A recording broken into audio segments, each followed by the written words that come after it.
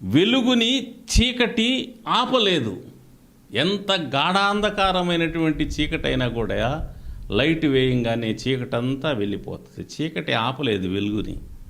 అలాగే మరణము అనేది జీవాన్ని ఆపలేదు. యేసు ప్రభు జీవమై ఉన్నాడు. మరణం ఆయన్ని బంధించి ఉంచుట అసాధ్యం. అపోస్తల కార్యం 2వ అధ్యాయంలో ఉంది, మరణము ఆయన బంధించి ఉంచుట అసాధ్యము అని. సో ఆయన్ను బంధించలేకపోయింది మరణం అనేటువంటిది. ఆయన తన పునరుద్ధానం ద్వారా తానే నిజమైన దేవుడు, తానే నిత్య జీవమై ఉన్నాడు, తానే జీవము గల దేవుడు అనేది రుజువు చేశాడు. ఆయన చెప్పిన మాటలన్నీ వాస్తవాలని ఆయన రుజువు చేశాడు. నేనే మార్గము సత్యము జీవమునై, నా ద్వారా తప్ప ఎవడు తండ్రి వద్దకు రాలేడనే మాటకు నమ్మటానికి ఆయన పునరుద్ధానం ఆధారమై ఉన్నది.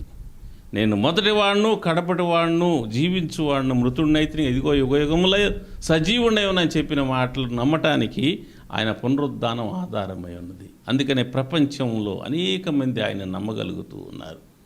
ఆయన నిజమైన దేవుడని నమ్మటానికి, పరలోక రాజ్యం ఉన్నదని నమ్మటానికి మనకున్న ఆధారం ఏమిటంటే, ఆ దేన్ని బట్టి నమ్మాలి అనగా ఆయన మృతుల్లోంచి తిరిగి లేవటం వల్ల.